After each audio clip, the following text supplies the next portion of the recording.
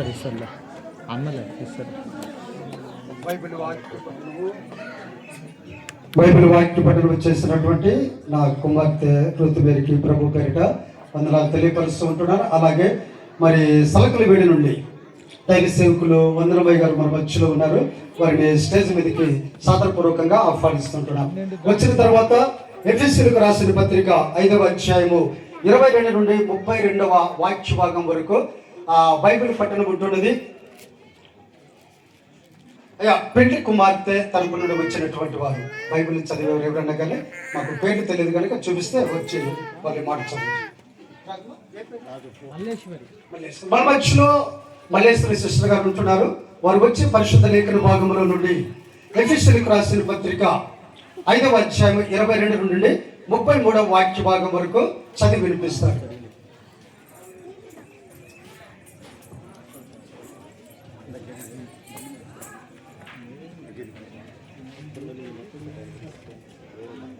స్త్రీలారా ప్రభువులకు వలనే మీ సొంత పురుషులకు లోబడి ఉండుడి. క్రీస్తు సంగమునకు శిరసై ఉన్న లాగున పురుషుడు భార్యకు శిరసై ఉన్నాడు. క్రీస్తే శరీరమునకు రక్షకుడై ఉన్నాడు. సంఘము క్రీస్తునకు లోబడినట్టుగా భార్యలకు కూడా ప్రతి విషయములోనూ తమ పురుషులకు లోబడవలెను. పురుషులారా మీరును మీ భార్యలను ప్రేమించుడి. అటువలే క్రీస్తు కూడా సంఘమును ప్రేమించి అది కాలంకరమైనను మూడంతైనను అట్టిది మరి ఏదైనను లేక పరిశుద్ధమైనది గాను నిర్దోషమైనది గాను మహిమగల సంఘముగాను ఆయన తన ఎదుట దానిని నిలవబెట్టుకొనవలెనని వాక్యముతో ఉత్తక స్నానము చేత దానిని పవిత్రపరిచి పరిశుద్ధపరచుటకై దాని కొరకు తను తాను అప్పగించుకొనెను. అటువలనే పురుషులు కూడా తమ సొంత శరీరములను వలె తమ భార్యలను ప్రేమింప బద్ధులై ఉన్నారు. తన భార్యను ప్రేమించువాడు తను ప్రేమించుకొనుచున్నాడు. తన శరీరమును ద్వేషించిన వాడెవడనూ లేడు గాని ప్రతి వాడును దానిని పోషించి సంరక్షించుకొనెను. మనకు క్రీస్తు శరీరమునకు అవయము వలె ఉన్నాము కనుక అలాగే క్రీస్తు కూడా సంఘమును పోషించి సంరక్షించుచున్నాడు. ఈ హేతువు చేత పురుషుడు తన తండ్రిని తల్లిని విడిచి తన భార్యను అద్దుకొనెను. వారిద్దరును ఏక శరీరం అగుదురు. ఈ మర్మము గొప్పది. అయితే క్రీస్తును గూర్చియు సంగమును గూర్చియు చెప్పుకొనుచున్నాను. మెట్టుకు మీలో ప్రతి పురుషుడును తనను వలె తాను భార్యను ప్రేమింపవలెను. భార్య అయితే తన భర్త యందు భయము కలిగి ఉండునట్లు చూచుకొనవలెను. ఈ లేఖమును థ్యాంక్ యూ సిస్టర్. ఈరోజు అరుదుగా జరిగింది ఏంటంటే వివాహాలలో వాస్తవంగా సేవకులు లేకుంటే పెద్దలైనటువంటి వారు బైబిల్ పట్టణం చదువుతుంటారు. మరి ప్రత్యేకంగా ఈరోజు పరిశుద్ధ లేఖన భాగంలో నుండి ఇద్దరు చదివినటువంటి వారు స్త్రీలే. దేవునికి స్తోత్రములు కలుగును గాక. దేవునికి స్తోత్రము హల్లెలూయా. ఈ సమయంలో జయరామ్ మామ గారు ఉంటున్నారు వాల్చర్ నుంచి. వారిని వేదిక మీదకి ఆహ్వానిస్తూ ఉంటున్నాము. సరే మంచిది నా ప్రియ దేవుని బిడ్డారా. ఈ సమయంలో సమయం అయిపోతుంది కనుక వాక్య సందేశము అందించడానికి మన మధ్యలో నా కుమారుడు మరి రెవరెండ్ జాన్ గారు ఉన్నారు. హైదరాబాద్ నుండి వచ్చారు. ఆయన వాక్య సందేశం మ్యారేజ్ మెసేజ్ ఆయన అందిస్తారు కనుక దానికి ముందుగా ప్రార్థన చేయడానికి మన మధ్యలో మరి మన సంఘములో పెద్దలుగా ఉంటున్నటువంటి మరి రాబర్ట్ బ్రదర్ ఉంటున్నారు. వారు ప్రార్థన చేసిన తర్వాత మెసేజ్లోకి వెళ్ళిపోతాం. ఇప్పటికే సమయము కాలాతీతమైనది. త్వరగా వివాహకార్యం ముగిస్తున్నారు. కట్టె కొట్టె తెచ్చినట్లుగా త్వరగా ముగిస్తారు. అందరూ ఆలోచించాల్సిన పని లేదు. అవకాశం ఇచ్చిన పాస్టర్ గారికి పెద్దలకు ధన్యవాదాలు. మనము వివాహంలో ముఖ్యంగా చూసినట్లయితే 3 సీలు చూస్తాం. ఏ సీలు? కలరు, క్యాస్ట్, క్యాష్ ఇవి ఉన్నాయని చూస్తాం. కానీ చూడాల్సింది 4వ సీ చూడాలి. అంటే క్రీస్తు మళ్ళీ ఉన్నాడు. అంటే 4 స్తంభాలు ఉంటేనే ఇల్లు పునాది గట్టిగా ఉంటుంది. మూడింటి మీద నిలబడుతుందా? నిలబడదు కదా. అదేవిధంగా ఈ కుటుంబం కూడా దేవుడు ఆశీర్వదించి బలపడతారని ఇప్పుడు ప్రార్థన చేసుకున్నాం. అందరు తల వచ్చి కళ్ళ మూసుకోవడం కోరుతున్నాం.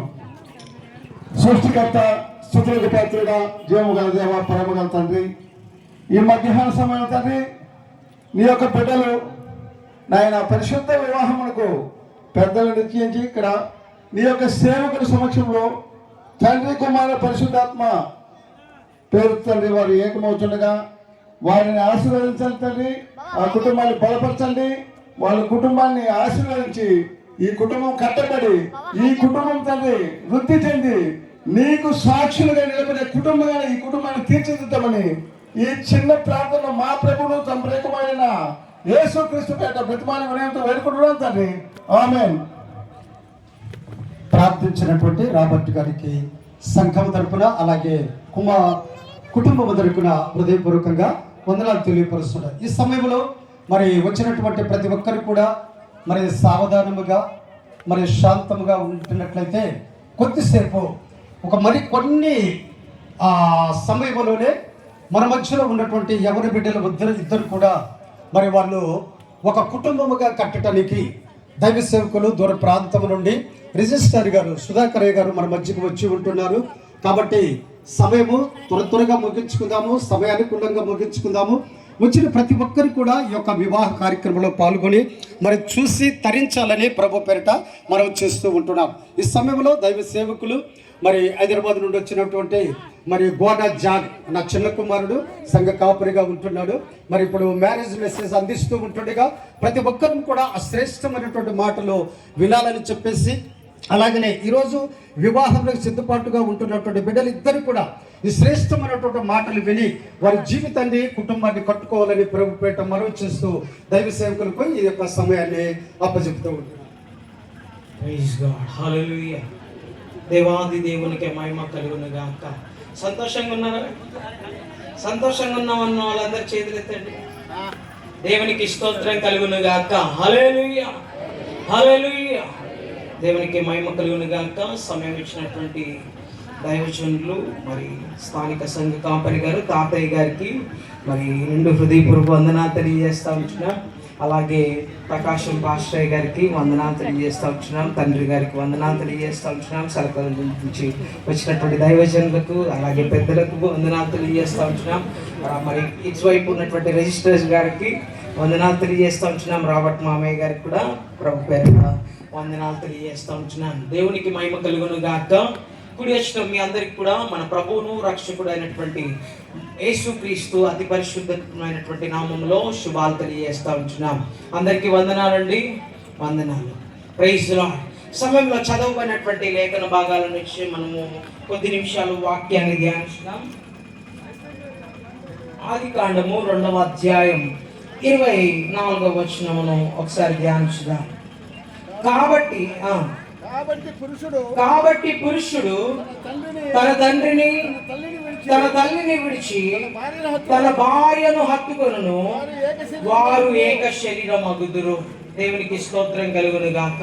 హల్లెలూయా, హల్లెలూయా. ప్రియమైనటువంటి దేవుని బిడ్డలారా, జాగ్రత్తగా పరిశీలించి వాక్యాన్ని మనం చదివినట్లయితే పురుషుడు తన తల్లిని తన తండ్రిని విడిచిపెట్టి తన భార్యను హత్తుకొనును. దేవునికి స్తోత్రం కలుగును గాక. ఇక అటు ముందు మనం కనుక గమనించినట్లయితే ఇన్ని రోజులు ఈ కుమారుడు మరి నాకు తమ్ముడు అవుతాడు, చందు. దేవునికి స్తోత్రం. ఈ చందు ఇన్ని రోజులు తల్లికి తండ్రికి విధేయుడుగా ఉన్నాడు. కుటుంబానికి అండగా, కుటుంబానికి ఆదరణగా, కుటుంబాన్ని పోషిస్తూ మరి ముందుకు సాగినటువంటి వ్యక్తిగా మనకు కనబడుతూ ఉంటున్నాడు. ఇప్పటి నుంచి ఈ రోజు నుంచి ఏం చేస్తాడు అంటే తన తల్లిని తన తండ్రిని విడిచిపెట్టి తన భార్యను హత్తుకుంటున్నాడు. దేవునికి స్తోత్రం కలుగును గాక. అనగా తన భార్య యొక్క సర్వాధికారం ఆయన తీసుకోబోతా ఉంటున్నాడు. అన్ని పనులలో లేకపోతే అన్ని విషయాలలో తనకు ఏం కావాలో ఏం చేయాలో ప్రతి విషయంలో కూడా తనను హత్తుకునేటువంటి వాడిగా కనబడుతూ ఉంటున్నాడు. గమనించినట్లయితే ఇక్కడ దేవుని బిడ్డలారా, దేవుని యొక్క లేఖన భాగం సెలవిస్తా ఉంది, నరుడు ఒంటరిగా ఉండటం మంచిది కాదు కనుక వారికి సాటి అయిన సహాయమును చేయదు అనుకొని చదువుదాం. 18వ వచనం. దేవుడైన యెహోవా నరుడు ఒంటరిగా ఉండటం మంచిది కాదు, వారికి సాటి అయిన సహాయమును వారి కొరకు చేయదు అనుకొనెను. దేవుడైన యెహోవా ప్రతి భూజంతువును ప్రతి ఆకాశ పక్షిని నేల నుండి నిర్మించి ఆదాము వాటికి ఏ పేరు పెట్టినో చూచుటకు అతని యొద్దకు పంపించును. దాని తర్వాత 22వ వచనం, తర్వాత దేవుడైన యెహోవా తాను ఆదాము నుండి తీసిన ప్రకటెముకను స్త్రీనిగా నియమించి ఆమెను ఆదాము వద్దకు తీసుకొని వచ్చినప్పుడు ఆదాము ఇట్లనెను, నా ఎముకలలో ఎముక, నా మాంసములో మాంసము, అది నరునిలో నుండి తీయబడిన గనుక నారి అనబడును. దేవునికి మహిమ కలుగును గాక. ప్రియమైనటువంటి దేవుని బిడ్డలారా, నరుడు ఒంటరిగా ఉండుట మంచిది కాదు. ఏ విషయంలో మంచిది కాదు అనంటే అన్ని విషయాల్లో వానికి సాటి అయిన సహాయము కావాలి. మంచి అయినా చెడైనా చెప్పుకోవడానికి ఒకరు ఉండాలి. దేవునికి స్తోత్రం కలుగును గాక. హల్లెలూయా. చాలా మందికి కొన్ని అనారోగ్య సమస్యలు వస్తూ ఉంటాయి. బీపీ దేనికి వస్తుంది చెప్పండి? బీపీ దేనికి వస్తుంది? హల్లెలూయా.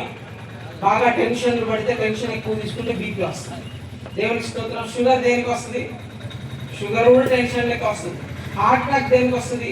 బీపీ ఉందంటే ఖచ్చితంగా హార్ట్ అటాక్, ఇంకా ఆ యొక్క పక్షవాతం ఉండాలనేటువంటి ఆరోగ్యాలు వస్తాయి. దేవుని బిడ్డలారా గమనించండి, ఇవన్నీ రాకుండా ఉండడానికి దేవుడు భార్యను సాటి అయిన సహాయాన్ని అప్పచెప్పాడు. దేవునికి స్తోత్రం. ఎందుకనంటే సమస్యలు ఒకరికొకరు చెప్పుకోవడానికి, ఒకరినొకరు మరి ప్రభువులో ప్రోత్సహించుకోవడానికి, ఒకరినొకరు ఉత్సాహంతో దేవుణ్ణి ఆరాధించడానికి, ఒకరినొకరు అర్థం చేసుకొని వారి వారి సమస్యల్లో ఒకరికొకరు తోడుగా ఉంటారని దేవుడు వారిని నిర్మించాడు. దేవునికి స్తోత్రం కలుగును గాక. అయితే నేటి సమాజంలో దేవుని బిడ్డలారా గమనించినట్లయితే కొంచెం దానికి విరుద్ధంగా జరుగుతాం. కొంచెం దేవునికి స్తోత్రం కలుగును గాక. భార్య వస్తే తలనొప్పి పోతుంది అనుకుంటే ఈరోజు భార్య తలనొప్పిగా మారిందని ఒకడు అంటాడు. దేవునికి స్తోత్రం. హల్లెలూయా, హల్లెలూయా. నాకు పెళ్లి ముందు నేను బాగానే ఉన్నాను, ఇప్పుడు నేను పెళ్లి చేసుకుని నాకే అన్ని స్టార్ట్ అయ్యాయి అంటాడు. దేవునికి స్తోత్రం. ఆమెమో తక్కువది కాదు. దేవునికి స్తోత్రం. స్త్రీలు ఏమైనా తక్కువ అండి? తక్కువ అన్న వాళ్ళు స్తోత్రం చెప్పండి. తక్కువ కాదన్న వాళ్ళు స్తోత్రం చెప్పండి. హల్లెలూయా. స్త్రీలు ఎందులో తక్కువ కాదు. దేవునికి స్తోత్రం కలుగును గాక. ఆ యొక్క బలి చెప్తుంది గట్టిగా, కాదనంటుంది. దేవునికి స్తోత్రం. నిజంగానే స్త్రీలు ఎందులో తక్కువ కాదు. మీరు పాటలు పాడటంలో మీరే నంబర్ 1. దేవునికి స్తోత్రం కలుగును గాక. దేవుని ఘనంగా ఆరాధించడంలో కూడా మీరే నంబర్ 1.